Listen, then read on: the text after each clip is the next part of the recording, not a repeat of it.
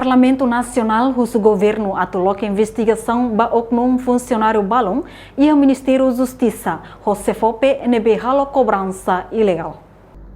Deputada bancada PLP Maria Angelina Sarmento questiona acto funcionário sira nebe halo cobrança ilegal ho dibuka lucro ba ang rasik no idane acto constitui crime. Tabane ne o governo atolou que processo de investigação ba funcionário sira o secretário de Estado de Formação Profissional do Emprego, o Ministério da Justiça. Tu irmã acompanha a declaração completa o deputada Maria Angelina Sarmento.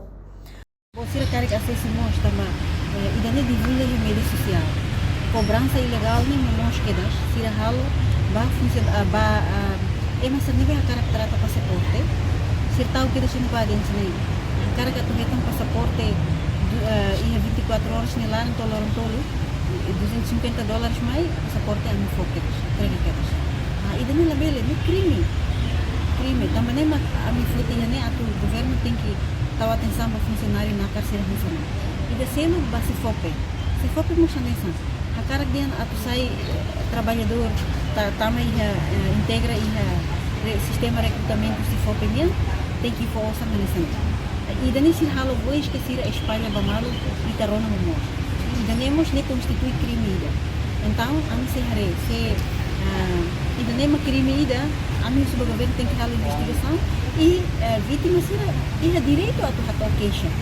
Mas bem se dá uma vítima será sente de a queixa ou se será lá com direito, pronto, será mais bele contribui. E daí é uma de corrupção passiva, também se ou samba funcionário público funcionário da nebe simo nem halo corrupção ativa ou entrega ao samba, como halo crime passiva, se da corrupção passiva, também contribui para o samba maida a tu aceita cassino ou samba de nebe e ela merece retan. Se nem funcionário público nem é direito de retan ou samba sem salário.